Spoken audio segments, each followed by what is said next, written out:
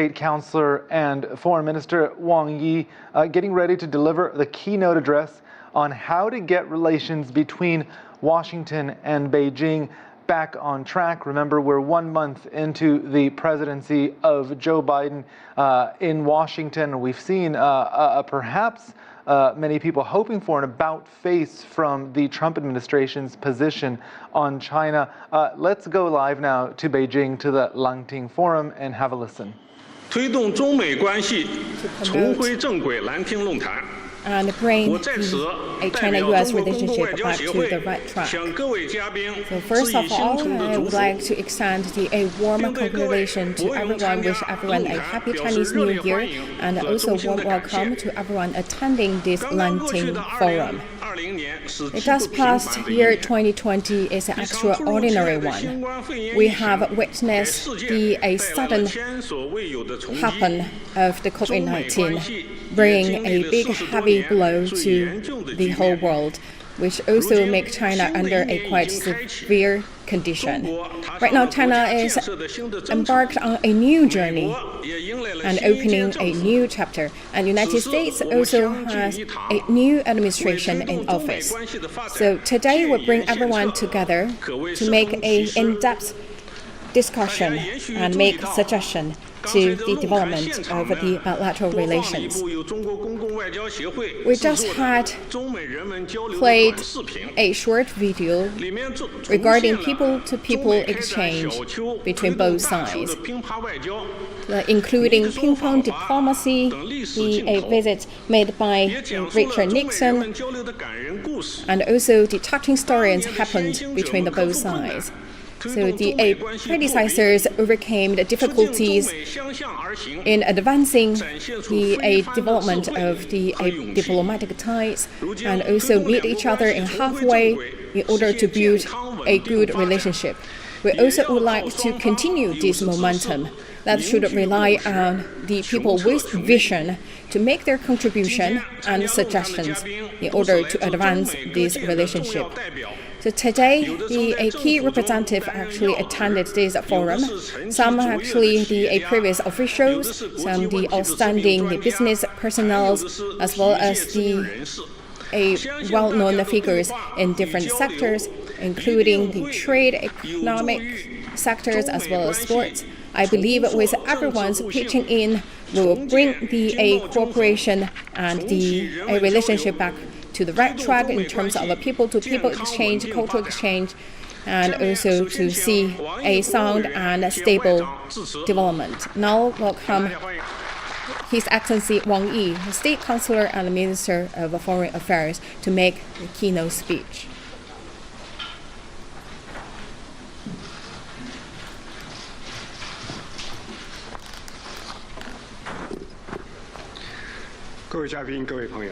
Distinguished guests, friends, good morning. So right now, China is still celebrating its Chinese Lunar New Year, and the people from China and the United States gathering here in Lanting Forum to discuss the future of China and the United States is with great significance. First of all, on behalf of the Ministry of Foreign Affairs, I would like to extend the greetings to our friends online. The winter has gone. We also embrace warm spring, which always brings the hopes to us.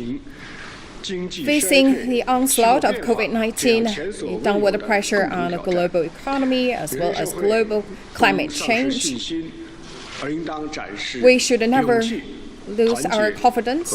Instead, we should show our resolve, solidarity, and shoulder the responsibility. As two major countries, China and the United States should first manage their own affairs well. At the same time, we should cooperate for a greater good for the whole country. This is actually heed the aspirations of the international community, also shoulder the responsibility as the major countries.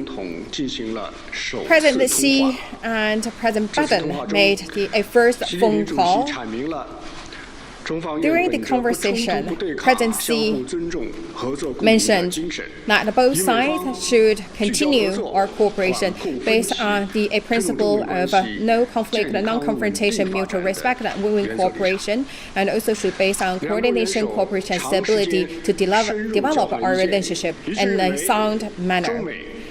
The two leaders exchanged the insights and also should saying that both sides should open to each other and be honest to each other and also have the unimpeded communication channels available in order to expand the cooperation space.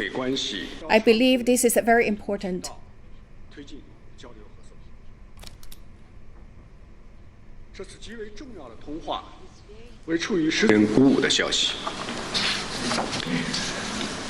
Dialogue happened, and also give us a clear guidance and channel our future at this new crossroad. So the United States and China are now actually facing a quite severe situation, and because that the previous administration of the United States actually made quite severe guided policy against China and also made miscalculation. And the suppression and the undermining of our interests of both sides actually throw our relationship in a quite severe situation. In order to bring our relationship back to the right track, first they need to correct misguided policies and build up wantonly, and they should know exactly in a correct, objective manner to understand China. China always stick to the human-centered development, and we always upheld the diplomacy. Actually, China actually always stick to this road. We talk about actually the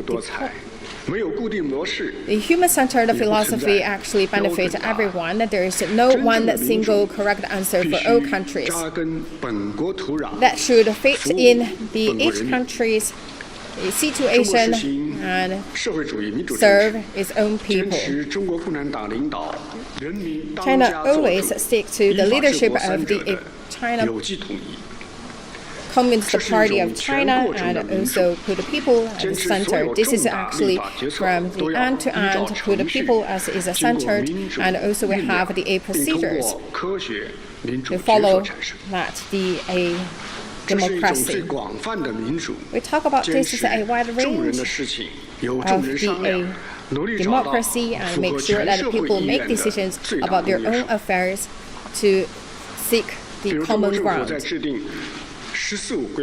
For example, when we outlined the 14th five-year plan, we widely heard the suggestions across the board, and we received just online more than 1 million suggestions. This showcases that we always would like to hear to the people and like the people to decide by themselves about the future, and this is also win the people's support. China always supports the humanity rights. As the largest developing country, China always puts people in the center, and this right of life and development as the basic human right. And we do everything we can to let the coordination development. Since the development of the 70th anniversary, right now the GDP increased per personal disposable income to the 30,000 to 70,000, and the 800 million people out of poverty. And in history, this is the very first time for China to eradicate extreme poverty. And for Tibet and other places, they also make a leading example in protecting the human rights. Xinjiang, its GDP increased 200-fold, and life expectancy also extended. to 72 years old. In our fight against the COVID-19,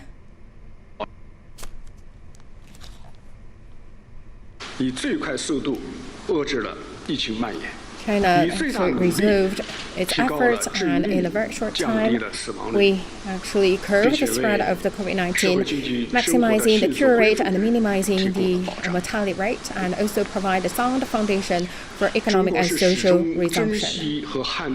China always cherish and uphold the world peace and development. China's development actually owes the credit to the world development, and also made its contribution to pay back to the world development.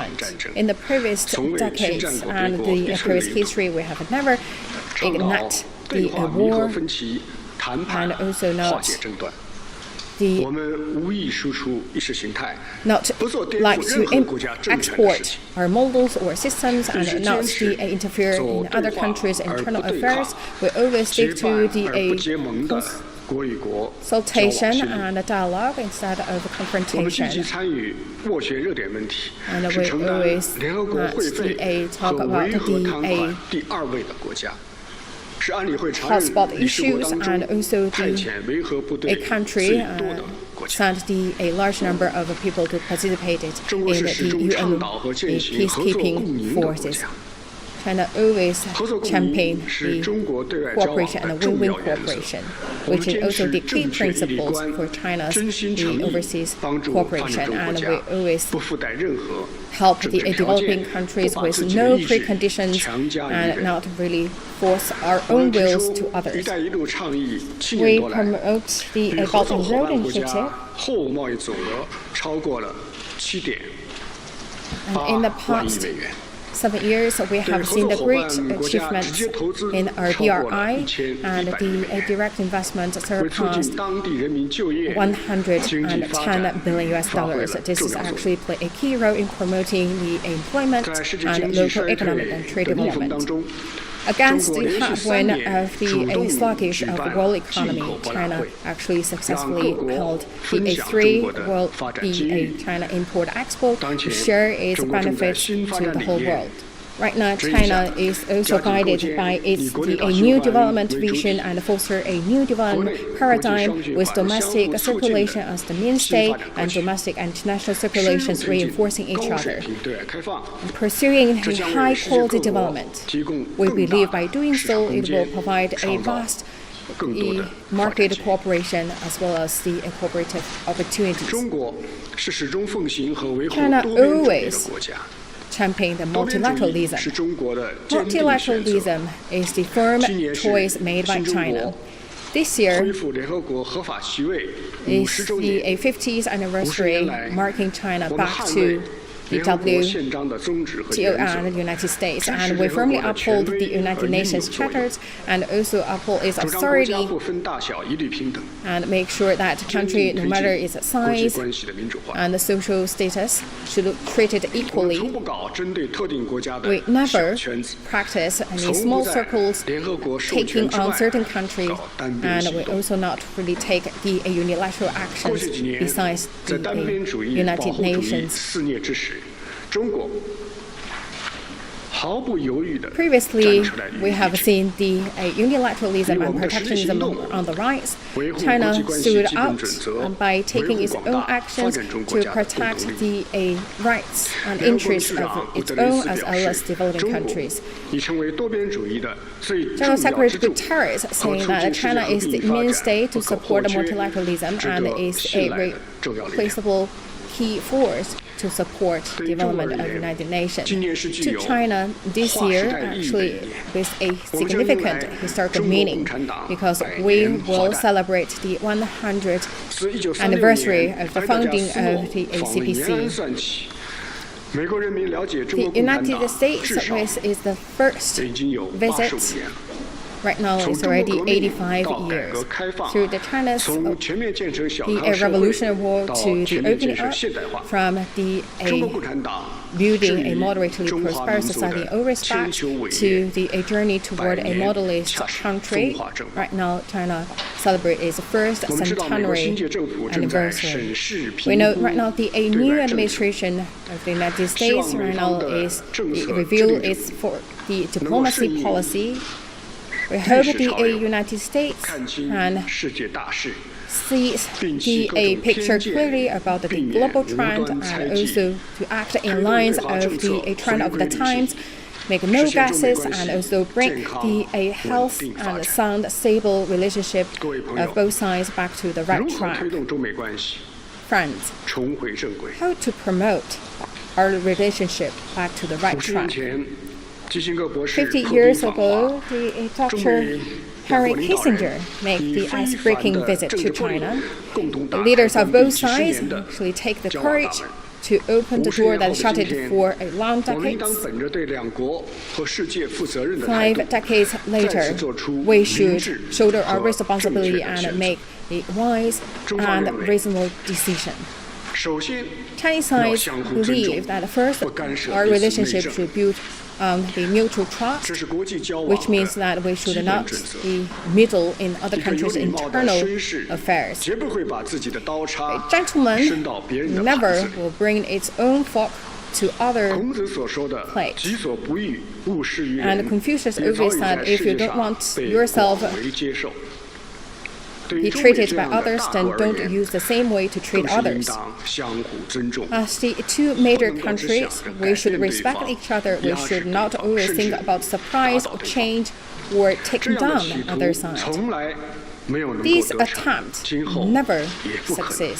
The same in the future. It will always cause conflicts and problems. Since the establishment of the bilateral ties, the Chinese side always respect the decisions and choices made by the United States, and we always welcome the development of the United States, and we never have this attempt to replace the United States or change the United States. We would like to coexist with the United States in a peaceful manner and realize the common and win-win development. And we also would like to see the United States respect China in the same way, respect our national security, territorial integrity, and development interests, and stop defame the Party Central Committee of the Communist Party and stop its wrongdoing words and moves and stop its the actions in damaging China's sovereignty and security in affairs related to Hong Kong, SAR, Tibet, and Xinjiang. I believe by doing so, we could see a good relationship that can go steadily and further. Second, we should and our dialogue and cooperation happened. Of course, China and the United States in the different social system and development stage. It's quite natural to see that there is problems or conflicts happen between sides, but we believe the dialogue can help us to solve these challenges. We could not let the conflict to define our relationship. In the previous years, the United States stopped or developed the dialogue, which could be one course to damage our relationship.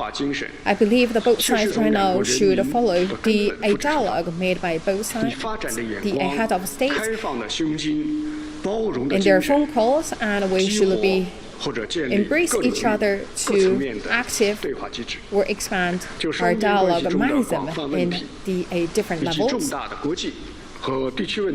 And for the regional affairs as well as international affairs, we should have the dialogue happened and also to streamline the key issues that in our relationship and also find a way out to solve these problems. China's door always open to solve the issues with the United States, and we always stand ready to conduct that candid and problem-driven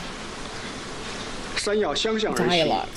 And third, we would like to see both sides to restart its win-win cooperation. We talk about that the histories and the evidence has proven time again that the both sides should work together because we will benefit from cooperation. We believe that right now that we have seen more and more room available for cooperation. That's not never narrowed, actually is expanded wider and wider. Both sides than ever before have more capabilities to make great things happen for the two countries and the world at large. Under the circumstances, I believe two sides can really build up a goodwill, starting from the easy and the easy solved problems. Despite all these twists and turns, we still see a good increase in the bilateral trade. We believe that showed a good momentum between both sides, which is irreversible, and China would like to see the United States enterprises do business in China, and the Chinese side will also intensify its efforts to improve its business environment. But at the same time, also would like to see the United States to really have the correct policies and to give up the tariff and also the unilateral sanctions on Chinese businesses, as well as the irreasonable suppression on the Chinese tech companies, in order to creating a needed environment for further cooperation and development of both sides. To promote the world economy resumption and dealing with the climate change and also fighting against COVID-19, these are the three key tasks among the whole world, and China would like to cooperate with the United States to strengthening the policy coordination and make a positive contribution to the whole world. And fourth, we should clear the noise and also conduct our regional cooperation. Over the past 4 decades, the bilateral relationship actually have developed, and we have seen the 232 sister cities, and China also the largest overseas students actually sending to the United States. But we have seen these good exchanges actually have seen some showstoppers, and we have seen the fewer numbers happened in the people-to-people exchanges. These should not happen. We believe that if we want to conduct a sound relationship between both sides, we should see a good communication among the societies. These should not be politicized.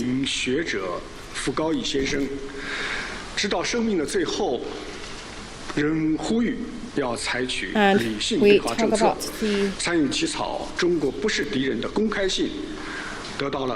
the well-known the United States, the Vogel actually also had his suggestions in promoting a sound development and sound relationship between both sides. So we also would like to call on the United States to lift its limits on the exchange at the people-to-people level and also at the cultural exchange level. We also encourage the two countries to bring back the changes among the universities, the research institutes, as well as the students studying in each country. China would like to work with the United States to create a good and sound environment to see this happen. Friends, the future of China and United States relations lies on our own hands. That should not run away from the support of the people at both countries. We believe the Lanting Forum can be a good platform to conducting the in-depth and honest discussions and communications and make your contribution and suggestions to our future development. I believe that both sides work together can bring a big vessel back to the right track and towards a bright future. And this is my keynote speech. Thank you.